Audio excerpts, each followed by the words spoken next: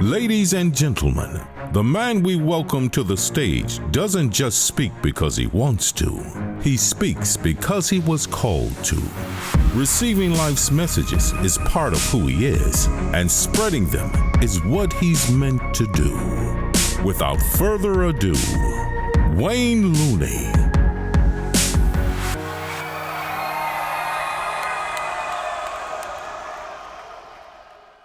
All right, ladies and gentlemen, I'm here.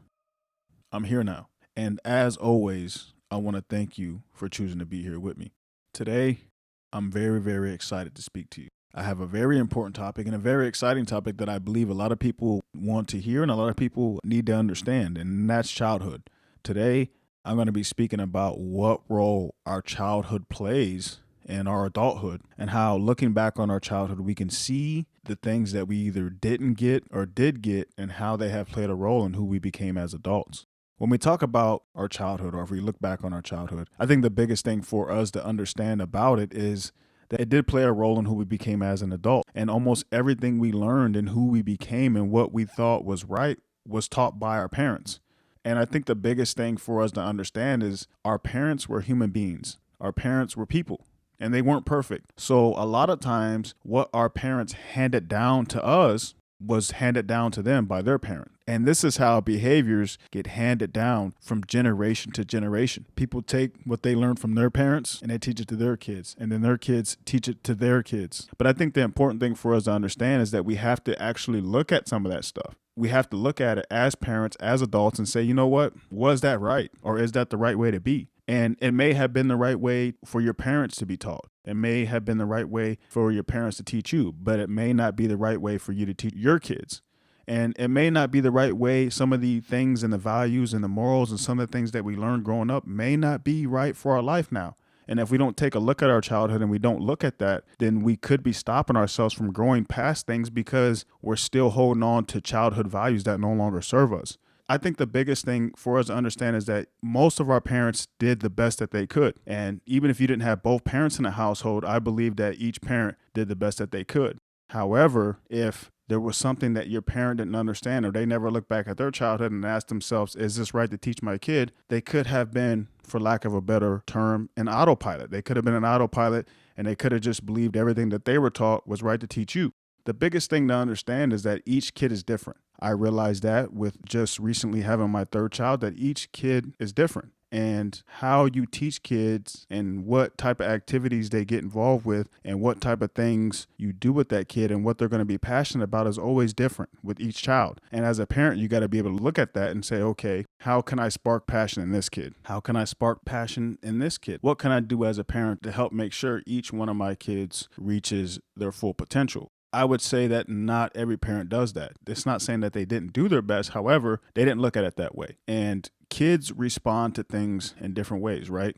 For example, if you grew up in a household that was very lax and the parents never tried to push any responsibility on their kids, they made their kids feel like they were independent and they can do what they want. What you'll typically see in adulthood is that that person has not learned responsibility. They don't know how to take care of themselves and they don't know how to keep up with regular life and the tasks and the things that come with regular life. However, a different kid who was raised in that same environment could grow up and do just the opposite, right? They weren't given rules, but they like rules and they like structure, so they created rules and structure for themselves in life. And like I said, that just depends on the particular kid. Sometimes you have people who grow up in a disciplinary environment. And I would say that my environment was very much like that. My mother was very tough, she was very strong, and she was very, very on the side of discipline. She believed that kids had their place. They were supposed to stay in that place, and they had chores and they had rules, and they weren't supposed to question those rules. I would say that if you grow up in an environment like that, some kids respond well to that, right? Like for me, if it wasn't for that environment, I wouldn't have the discipline that I have today. I wouldn't have the degree of responsibility that I like to believe I have. And I am thankful and grateful that my mother was able to instill that in me. However, some kids who are put in the same environment can rebel against that. Sometimes that rebellion is outright rebellion, but sometimes that rebellion is in a passive way. And when I say that, I mean that they rebel in a way that they don't yell or stick up to their parent. However, when they become adults, they won't be as disciplined, or they won't be as organized, or they won't be as strict on themselves because that is their way of rebelling against their parent. And there's a lot of different scenarios and a lot of different ways that that can play itself out. However, like I said, when we talk about being a parent and we talk about how we were raised as kids, is we have to say that each kid responds to something different. And if you have siblings, you're probably going to be able to see the difference in attitude and the difference in behavior and the difference in perspective just by looking at your siblings, because each kid, even though they had the same parents, they respond to things differently. I believe that each parent has to play a role in a kid's life. This is not gender specific. However, if you don't get these two components from your parents, then it's likely that you're going to have some type of behavior or some type of thing that you do in your adulthood that is an attempt to be able to gain this back. And I think that the two components each parent needs to be able to provide is one parent has to be able to guide and one parent has to be able to nurture. Now, in a stereotypical situation, most times we look at guidance coming from the father and we look at nurturing coming from the mother. But I don't believe that it's gender specific. Sometimes we have parent swap roles in a situation, and that's okay. However, if you don't have that guidance that comes from discipline, from structure from one parent, then you're going to lack something. And if you don't have that side of nurturing and caring from the other parent, then you're going to lack something. I would say in my environment growing up, my mother leaned more towards the disciplinary side of things. And I wouldn't say that there was a whole lot of affection and a lot of nurturing. And I would say that that's not unusual when growing up in a black neighborhood or in a black family. A lot of black families, when it comes to parenting, they believe that they can't be too affectionate or too loving or too caring because it otherwise softens their kids up and makes them vulnerable to the sometimes harsh world that it can be for young black men and young black women. And I'm not making an excuse. I'm just telling you how it is. And my mother was very much that way. She leaned on the side of discipline. And if you broke the rules or if you disobeyed or if you didn't listen, then there was a consequence or there was a punishment for that. Now, my father, on the other hand, leaned more to the side of leniency. And it's not that he allowed us to get away with a lot of things. However, he wasn't quite the enforcer that my mother was on the rules. Now I'm going to explain to you how that played out.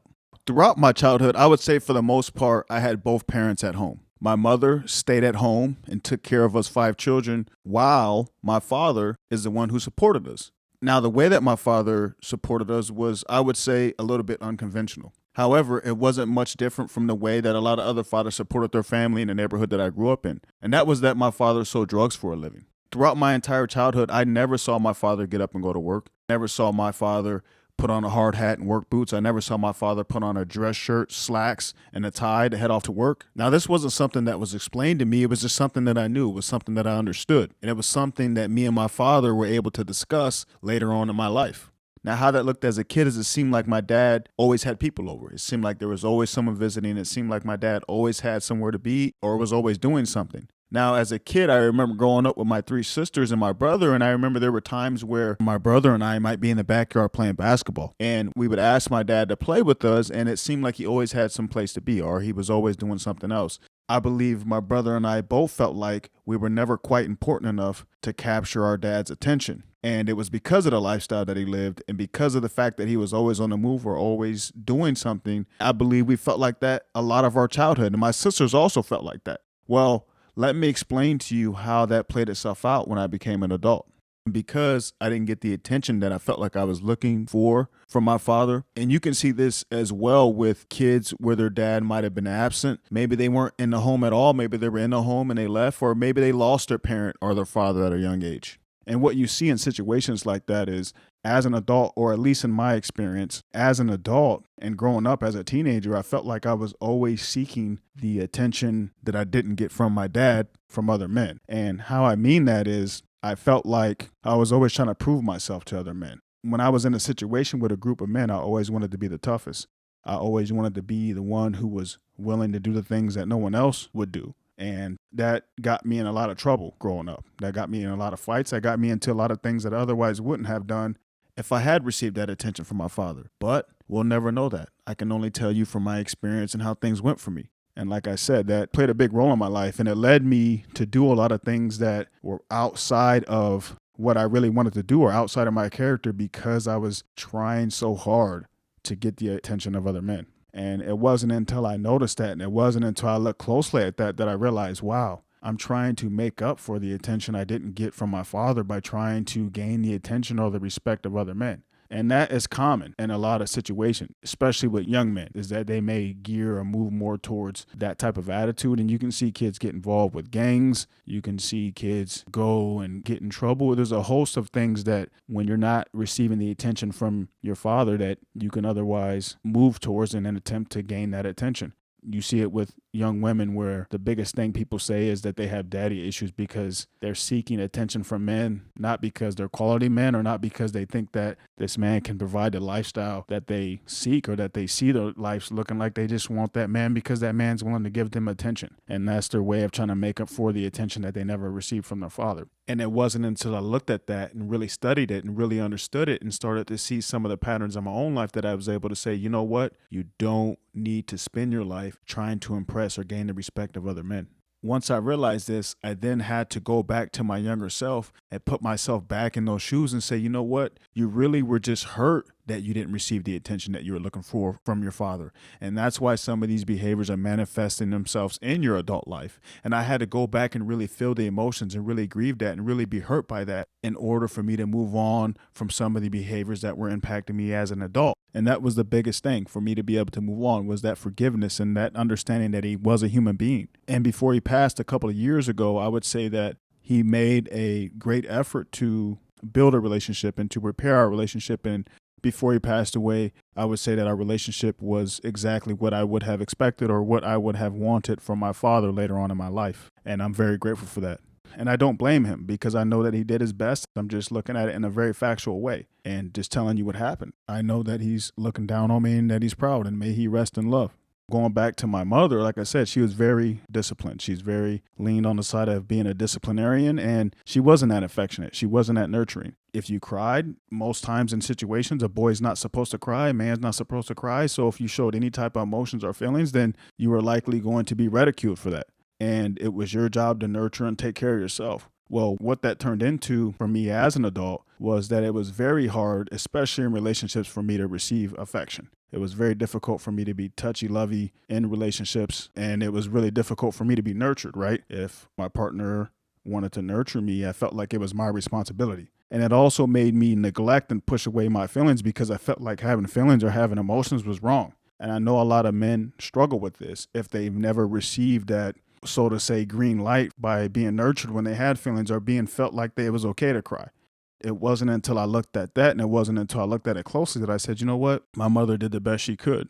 And she was only teaching me what she was taught. That was to be tough, and that was to keep moving, and that was you don't have time for feelings because there's too much things going on in the world for you to be soft. It took a while, and it's still a work in progress, but I am learning that it is okay to have feelings, especially as a man. It is okay as a man to cry. It is okay for you to feel certain things. It is okay for you to not always be disciplined.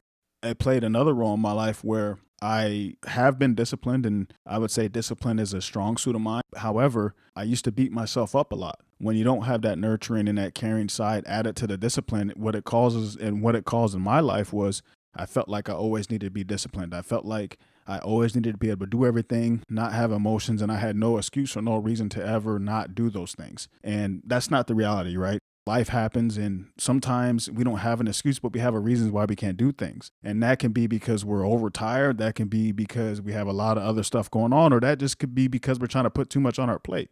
I would put too much on my plate, but expect myself to eat it all. And when I couldn't, I would beat myself up. And I would beat myself up and tell myself I wasn't good enough. And that would only break down my confidence. I would lose confidence and lose belief in myself for little things. I would never clap for myself when I did 9 out of the 10 tasks on my list because I felt like I needed to do all 10. And you see that with a lot of people who didn't receive that nurturing side from their parent. Yes, they may be disciplined, and yes, they may be strong, and yes, they may be able to be a leader and unemotional when they don't need to be, but they have a tough time giving and receiving affection. They have a tough time dealing with their emotions. They have a tough time acknowledging their emotions. They have a tough time forgiving themselves when they are not able to get everything done on their task list. Well, at least that was the case for me.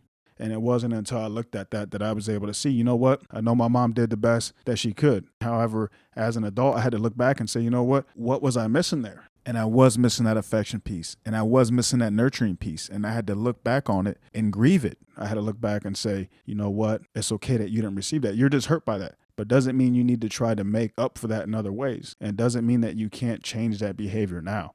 And I don't blame my mother because I knew that she did the best that she could. And I forgave her and I moved on from it. And at the end of the day, I don't blame neither one of my parents. My father grew up in an environment where his mother died when he was 2 years old. His father was young, so he was primarily raised by his aunts, his uncles, and his grandmother. And I realized that that played a role in how he parented.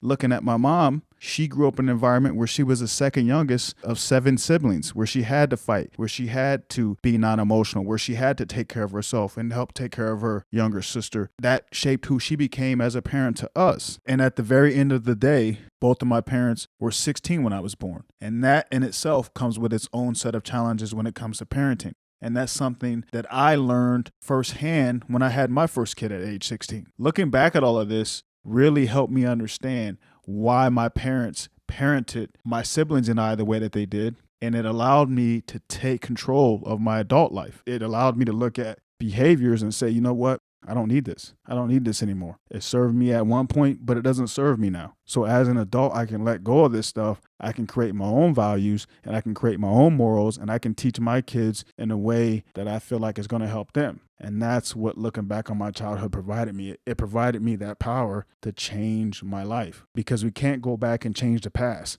And our parents can attempt to when we get older, but once that childhood and that time is gone, they can't give us something we didn't get at that time. And no matter what our parents taught us, no matter what we went through, it becomes our responsibility to give ourselves what we otherwise didn't get. And I think the biggest thing for us to understand is sometimes when we didn't get a certain thing from our parent in our childhood, it can cause trauma to us. And I think the biggest thing for us to understand is that not all trauma is traumatic. Some kids have things that happen in their childhood and it's traumatic. It's hurtful.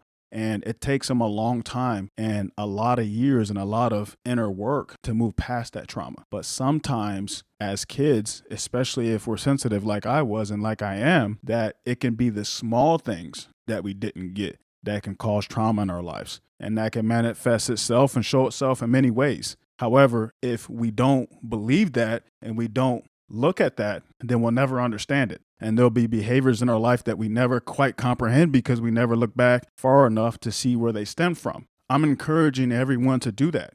The biggest thing for you to understand is that you don't have to have had a bad childhood to look back.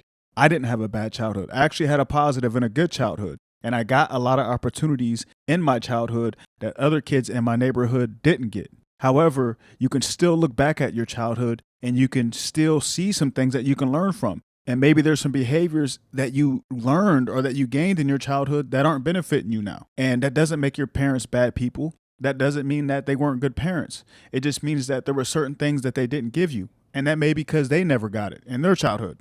And like I said, I 100% believe that all of our parents do their best. And we can still give them that credit, but we can also still look back and say, you know what? I wish I would have had that. I wish I would have gotten that. This really would have helped me. And you can grieve that. You can feel the emotions that you otherwise didn't feel as a kid, and you can let it pass and you can move on. And when you do that, you empower yourself. You give yourself the power to grow and to move past it and become exactly who you want to be. So that's all I have for you today, ladies and gentlemen. I want to thank those who chose to stay with me and to listen this far. I hope that this message gives you the courage to look back on your childhood and to really challenge it. And in the process, if you are a parent, to really challenge yourself to grow and to help your kids and give them everything that you felt like you didn't get, or everything that by looking at them and understanding that every kid is different, that they need, and be open enough and have enough courage to do that. So once again, thank you guys for listening. I appreciate each and every one of you. I hope you have a wonderful day. And until next time, Looney out.